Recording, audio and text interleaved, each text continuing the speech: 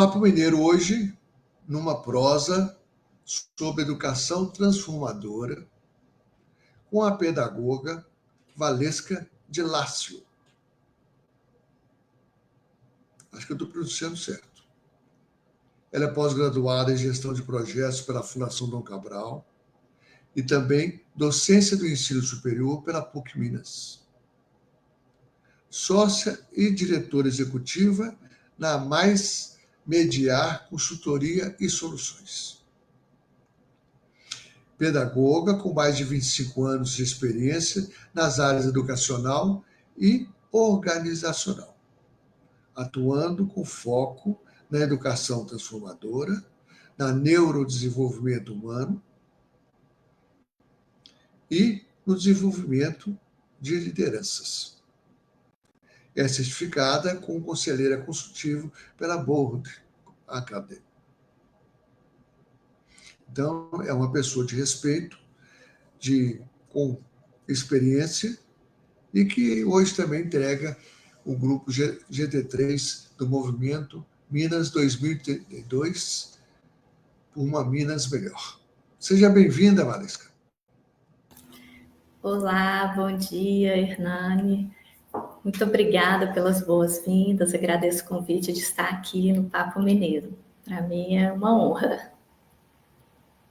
Claro, você tem muita coisa para contar para nós, né? E como pedagoga, como hoje uma consultora, então você precisa aí contar um pouquinho da sua trajetória. A palavra é sua. Claro, com certeza. Bom, eu sou mineira de Belo Horizonte, né? Nasci e criada em Belo Horizonte e atualmente estou residindo em Pará de Minas, que é uma cidade muito próxima, 75 quilômetros, então considero que já é região metropolitana. Minha trajetória sempre foi na área de humanas, né? Como você mesmo disse, eu formei em pedagogia e sempre me dediquei a essa área. Então, eu trabalho como professora e consultora, sempre com foco no indivíduo e para que o indivíduo transforme as organizações, porque as organizações são feitas de pessoas, e por isso que eu digo que eu trabalho com essa educação transformadora, né? Então, todos os temas que eu atuo estão muito conectados ao indivíduo, né?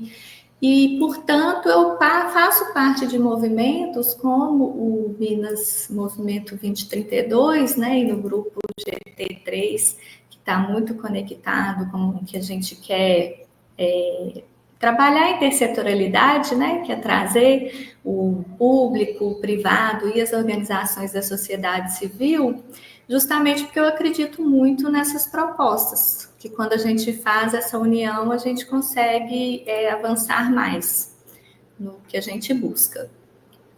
E eu trabalhei tanto na área acadêmica, como também na área organizacional. Eu fui colaboradora da Fundação Dom Cabral durante muitos anos da minha vida, inclusive por 2 períodos. E o primeiro período eu encerrei porque eu resolvi, depois que eu me formei, comecei muito jovem na Fundação, e encerrei para poder estudar idiomas fora do país. E quando eu retornei, eu tive uma fase de empreendedora, justamente para trabalhar com idiomas. Eu tive uma franquia de uma escola de idiomas na cidade de Pará de Minas, por isso eu retornei para cá agora, que eu já tive uma relação, vamos dizer assim, um negócio com a região. E sou casada há quase 30 anos e meu marido sempre também foi empreendedor, trabalhou com negócios próprios. E depois que a gente estava aqui em Pará de Minas durante 8 anos, surgiu uma oportunidade de um negócio no Ceará. Então, nós vendemos o negócio em Pará de Minas, fomos para o Ceará, ficamos alguns anos no Ceará. Depois do Ceará, nós chegamos aí para o sul, Santa Catarina. Então, para você ver que né, essa fase de empreendedores tem uma fase que é de muito desafio, mas também de muita oportunidade. Então, a gente sai de Minas, vai para o Ceará, depois chega no Sul, Santa Catarina, e depois retornamos a Belo Horizonte quando eu voltei para a Fundação Dom Cabral, e a Fundação Dom Cabral já tinha crescido bastante, estava com o campus de Nova Lima. E neste momento atual, estou novamente como empreendedora, sócia da Mais Mediar, Consultoria e Soluções, e sou hoje professora da Fundação Dom Cabral, consultora consultiva em organizações de pequeno e médio porte, e trabalho também com empresas privadas desenvolvendo cursos customizados. Então, essa é a minha pequena grande jornada. Não é pequeno nem grande, não. Ela é a sua jornada, né? Isso que é mais importante, é a sua jornada. É aonde você se fez, né? Da sua vida, etc. Né? Mas vai contando um pouco, como é que foi essa questão de você ser uma pedagoga? Você foi dar aula, você foi dar aula para ensino médio ou você já foi direto para o ensino universitário? Eu sempre trabalhei eu iniciei com crianças e jovens no ensino de idiomas. Então, eu trabalhei com crianças desde 3 anos até o ensino médio.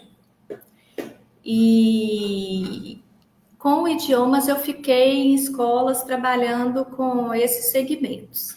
Quando eu fui para as organizações para educação corporativa, eu sempre trabalhei na área do MBA executivo, né, que é uma área super bacana que você trabalha com desenvolvimento integral, onde os executivos fazem, né, aplicam a teoria na prática deles do dia a dia. E também, hoje sou professora, inclusive, do MBA. Tive a oportunidade de trabalhar com executivos também em programas, inclusive de desenvolvimento de conselheiros.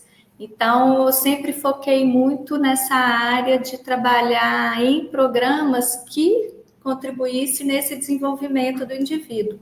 E quando eu falo da questão do neurodesenvolvimento, é porque as minhas linhas de atuação são muito conectadas com o autoconhecimento, com a consciência emocional, com o bem-estar, né, saúde, para a gente construir ambientes saudáveis. E como seres integrais que nós somos, a gente precisa fazer com que a gente tenha esse desenvolvimento para a gente ter uma harmonia na nossa vida pessoal e na nossa vida profissional. Né? Eu gosto de falar harmonia, porque a gente falar equilíbrio é muito complicado, porque em alguns momentos a gente precisa dar uma atenção maior na vida familiar e em alguns momentos na vida profissional. Então, eu prefiro usar a harmonia para a gente saber qual é o momento que a gente precisa, né, se dedicar um pouquinho mais. Então, no neurodesenvolvimento, tem muito essa questão do comportamento, das emoções interligadas. E eu acho que hoje é o que a gente está precisando de trabalhar isso, é o autocuidado, é a gente cuidar de nós mesmos para que a gente possa, então, cuidar do outro. É como no avião, né? Na hora que cai aquela coisa que vai pôr na cara, primeiro nós, depois os demais. Perfeito. Esse exemplo... Singeleza, uma singularidade fantástica, né? Não dá para ajudar se você não se ajuda. Né? Não dá para ajudar assim se você não tivesse se ajudado. Então, acho que isso é muito interessante também. Né? Uhum. E aí, depois dessa questão, você começou esse trabalho, o que você fazia na fundação na primeira etapa que você passou por lá? Na primeira etapa da Fundação Dom Cabral, eu trabalhei muito na área do MBA, foi a minha maior parte na Fundação Dom Cabral, onde a gente desenvolvia esses programas e eu fazia parte também da coordenação, depois gerência do programa. Então, eu ajudei a construir uma parte do programa que a gente fala das revisitas, né, das revisões do programa. Então, a gente, nos programas, a gente tem as certificações internacionais, então a gente sempre teve, aqui no Brasil, vamos dizer que é uma auditoria, né? Com as certificações que a gente passava. Depois eu tive um período que eu tive a alegria imensa de trabalhar na gerência de professores, onde eu pude ampliar um pouco mais os meus conhecimentos e fazer essa parte de conhecer professores, trazer professores para a Fundação do Cabral. E aí, nessa experiência que eu tive, eu fiquei responsável pelos professores do MBA e os professores internacionais também da Fundação do Cabral. Então, foi uma experiência incrível. E nos últimos anos da Fundação, que foi já na época que a gente passou pela pandemia, então a gente, né, fez toda uma reorganização, porque a gente precisou que uns se ajudassem aos outros, né, para a gente reinventar os nossos programas, que eram muitos presenciais, e passar para os programas online, que na verdade não é só fazer o que era presencial no online, né? Tem toda a criação de novas metodologias, os professores... As plataformas são diferentes, né? Sim, totalmente. Então, eu participei desse processo da gente conseguir fazer coisas diferentes de acordo com as metodologias do mercado. E logo após, e nesse período, eu consegui ter uma experiência que foi outra fantástica, e que essa eu não deixo nunca mais, que foi trabalhar com a parte de responsabilidade social.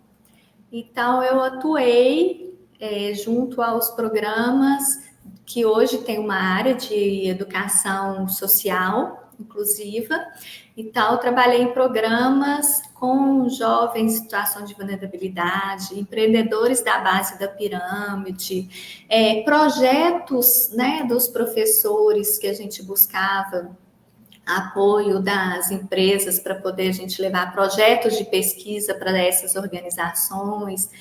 E desde então eu comecei a me envolver nesses outros movimentos. Eu conheci o capitalismo consciente, aí do capitalismo eu vim para o movimento 2032. Então a gente começa a entrar nesses outros círculos potentes que a gente tem de estar fazendo a diferença para a sociedade, né? Que a gente está trabalhando com o sentido, com o propósito, e não só apenas para gerar produtividade e lucro. A gente vai para além disso. Muito bem. O Capitalismo Consciente, eu acho que muito bem, muito bom grupo, né? Um grupo muito bom, né? Que faz muito interessante, muito mesmo. Né? Gosto muito das pessoas que estão lá. Né? Agora, a Fundação do Cabral é a nossa pérola, né? A nossa pérola do bolo, né? De tão importante que ela é para Minas Gerais. Né? Eu conheci o Emerson logo no início da Fundação do Cabral. Né? A gente conviveu assim, um bom período. Né?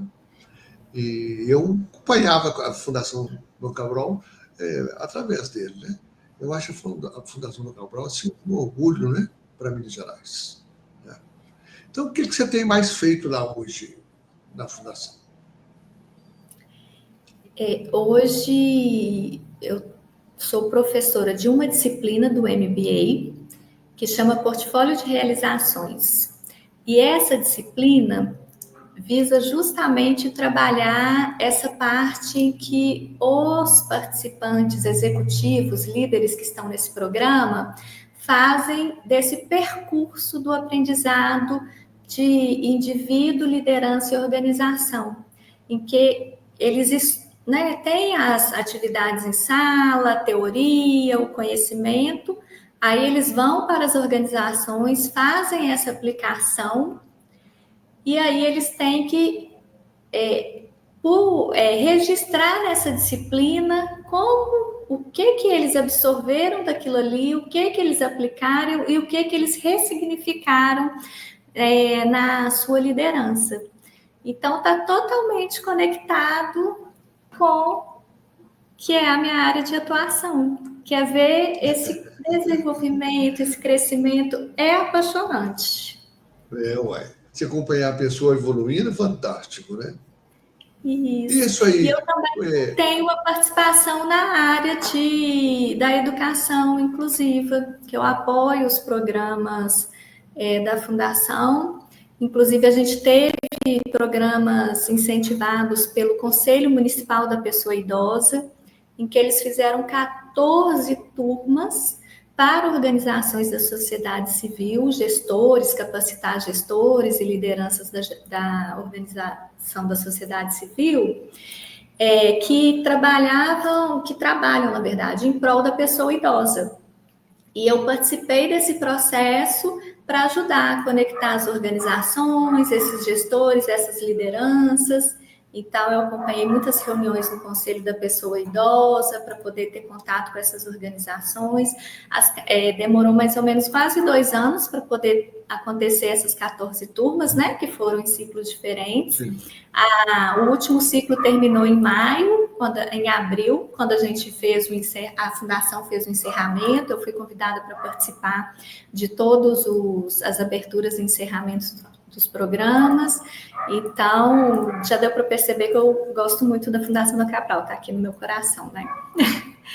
Pior que eu também adoro. Então, estamos juntos. Né? Então,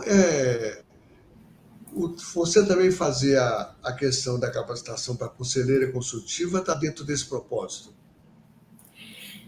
Está dentro desse propósito, porque eu posso contribuir tanto com as organizações da sociedade civil, como eu posso contribuir com as organizações de pequeno e médio porte. Então, tem tanto na Fundação, que eles têm os programas de desenvolvimento de conselheiro, que eles indicam conselheiros, para poder atuarem nos programas de organização da sociedade civil, dar esse apoio, como pela minha própria empresa, a Mais Mediar, que eu também atuo como conselheira consultiva para as organizações. E também como consultora para as OSCs. Como conselheira consultiva, qual seria o seu papel? Então, como conselheira consultiva, a gente faz parte de um conselho, né? Então, a gente participa nas reuniões que acontecem de acordo com a empresa, né? A gente tem a periodicidade das reuniões e o nosso papel é fazer com que a liderança executiva da organização e esse conselho, que a gente chama de membros independentes, eles tragam diferentes visões para aquela organização, principalmente para tratar de temáticas que são muitas vezes pouco discutidas pela gestão da empresa, pela liderança, porque são coisas que a gente precisa visualizar em longo prazo. Porque muitas vezes a liderança executiva foca no curto prazo, né, para poder ter ali os resultados, e um pouco em médio prazo. E o conselho consultivo, ele vem tratar de temáticas que vão ser trabalhadas para o resultado a longo prazo, e trazer muito essa questão também que a gente chama, né, de agendas, que hoje a gente precisa considerar, que é a questão da jornada do ESG, essa questão da responsabilidade social, né? Hoje, um tema que está muito, se a gente continua, não continua, que é a diversidade, equidade e inclusão, ou seja, temas que estão sendo colocados em dúvida, continuação de projetos, que na verdade não há dúvida sobre isso, né? A gente tem aí hoje os nossos objetivos de desenvolvimento sustentáveis, que são problemas comuns que todos nós precisamos participar, e que são guias de quais questões a gente precisa trabalhar para ter uma sociedade melhor. Muito bem. Então, a gente traz essa visão no Conselho Consultivo. E o Conselho Consultivo, ele só recomenda. Então, assim, ele traz as contribuições e recomendações. Cabe à liderança colocá-las em práticas ou não. Então, fica uma coisa muito mais afável, bem, né, acolhida pelas organizações. É um trabalho que vai sendo construído aos poucos. Mas é muito interessante. Muito bom. Ótimo, né? E a volta para Pará de Minas, como é que se deu? Então, a volta para Pará de Minas deu porque meu marido é o outro sócio da empresa Mais Mediar. O segmento dele é mediação, prevenção e solução de conflitos. A nossa empresa ela é uma câmara credenciada pelo Tribunal de Justiça de Minas Gerais. Então, nós dois trabalhamos muito online. As atuações presenciais, elas são feitas nas organizações, quando são solicitadas, em momentos pontuais. E nós estamos no momento de vida, a gente vai fazer 30 anos de casado já, olha que bacana. A gente está no momento de vida que a gente queria sair de cidade grande, né? Belo Horizonte é uma cidade ótima de morar, mas é uma cidade hoje ainda já muito movimentada e a gente queria um cantinho mais tranquilo, já que a gente trabalha muito home office. E aí a gente fez alguns estudos nas regiões de Belo Horizonte e no final a gente falou, bom, incluindo Pará de Minas. Pará de Minas nós já tivemos uma história, deixamos aqui muitos amigos, né? Já tem um relacionamento, apesar de ser 20 anos atrás, e muita coisa mudou, mas mudou para melhor. Então foi um momento de decidir por Pará de Minas, e estamos muito felizes com esse retorno desde o final do ano passado. Muito bem. O que você tem feito aí em Pará de Minas e ao arredores? Então, aqui em Pará de Minas, eu tenho aproveitado que agora que a gente está no movimento Minas 2032, o grupo do GT que trabalha muito a questão da interiorização, para a gente trazer junto às soluções, né, das questões dos ODS, eu tenho aproveitado que a gente tem uma nova gestão do nosso município e me aproximado bastante do setor público para que a gente possa conseguir contribuir com o município, né, dentro dos trabalhos que a gente desenvolve, né, como grupos voluntários e como também soluções que a gente tem das nossas organizações. Então, eles estão com uma mentalidade aberta, eles estão muito entusiasmados com tudo que Minas está fazendo de interessante. A gente tem programas de cidades do futuro, Minas Inteligente. Então, esse suporte, essa contribuição que a gente pode dar, eu acho que é bom para todas as partes. Então, também junto à sociedade comercial de Pará de Minas, para que a gente possa estar envolvendo também os pequenos negócios, o comércio.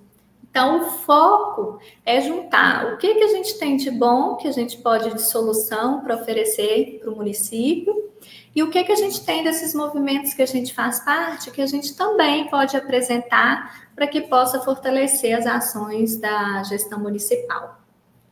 Então, acho que está sendo muito bem recebido. A sua visão de antes e de depois, né, de antes e de agora, da cidade, como você percebeu isso? A cidade desenvolveu muito nesses 20 anos, cresceu em números de habitantes, mas eu sinto que ainda é uma cidade muito interiorana, vamos dizer assim. Então, que eles ainda precisam mesmo que a gente venha de fora para complementar essas novas visões que eles estão trazendo.